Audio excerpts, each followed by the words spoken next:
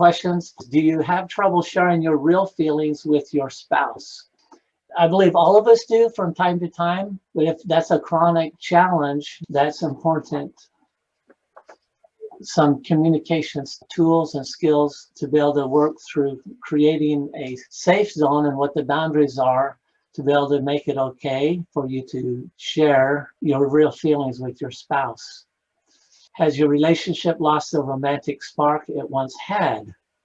So that's true for everyone. Clinically, a study done in California about marriages, they took the average honeymoon of a marriage lasts between 12 to 18 months is the average time. And actually, there was a study done where they measured hormones and the chemicals in a couple's bodies and found that there's actual chemicals released in the body in the honeymoon period that actually dissipate and basically quit producing, which brings the end to that honeymoon period. Why is that? Someone might ask. Well, it's my opinion why that is. My guess on that is because it gives opportunity for couples at first to fall in love and get together.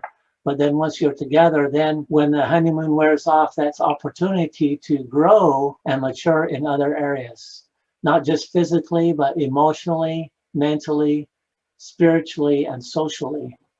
And when we're so focused on each other in the honeymoon period, then we're not focused outward socially or emotionally or spiritually. That gives couples opportunities to grow. I can and do with couples tell them, though, after they learn and get harmony in those areas, then the honeymoon does come back and it is rekindled on a whole nother level.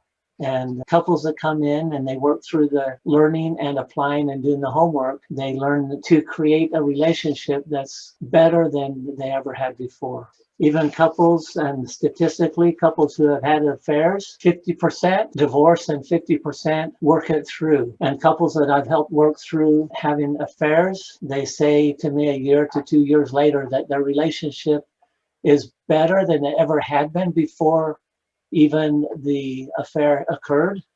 And unfortunately, it took the affair to wake them up to how much they did want to make things work out. And by doing the homework, we're able to make it better. Another question, how to help your spouse feel important or to help them realize that you love and appreciate them.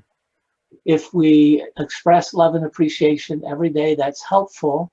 A very popular book that's been for many years now is a book called The 5 Love Languages by Gary Chapman. That's a principle that's important to understand. You may be working really hard to help your spouse feel good and feel loved.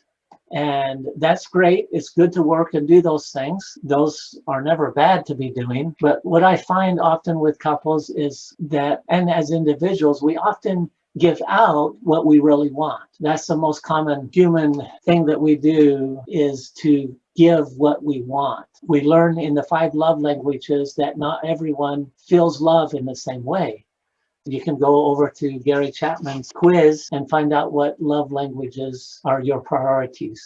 For example, one spouse, they might feel loved by receiving gifts. And so they will give a lot of gifts to their spouse, expressing their love. And their spouse, they really don't get excited about those gifts. What they really want are like hugs and kisses. That's how they feel love. So you can give them a lot of gifts, but they're not going to feel love unless they get the hugs and the kisses. And words of affirmation is another one, being given appreciation and praise and told, well, that appreciation to be expressed. So that's important. My wife is an awesome cook. She does very well, and I do appreciate her cooking. She does a great job, and she's always feeding me well. And though I do appreciate that, one thing that makes me feel loved even more is when I go to my closet and find a shirt ironed. It doesn't take as long to iron a shirt as it does to do a whole meal.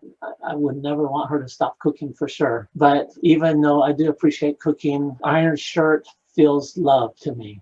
So that's in the category of acts of service. If we want our spouse to feel loved, we need to check in and ask them what things they feel loved by. And that can certainly change. It's kind of like a craving as human beings. We get used to and comfortable with things that we have often. If we have like ice cream every night, a certain flavor, after a while, we might want a different flavor. And so variety is one of the basic human needs that we all have for that. Question, what if you are trying to fulfill the love language for your spouse, but don't feel like you are getting anything back? Okay, so that's a good question. If you don't feel like you're getting anything back, is it because you're not aware of how they express appreciation, or you're not observant, or you have too high of expectations? That also plays into taking time to communicate. So what I recommend for couples when things are in transition or there's doubts and confusion in the relationship, then it's recommended that couples have a set time once a week to sit down and formally ask each other questions on, how am I doing with this? I did this. Were you aware that I did that? How did you feel about that? This is how I feel about this. So it's getting transparent with each other. In transition once a week, if life is going well, then once a month is good to do that. I try to check in the first Sunday of each month with my wife and with my children. I can't say I'm always doing that, but that's the intended goal.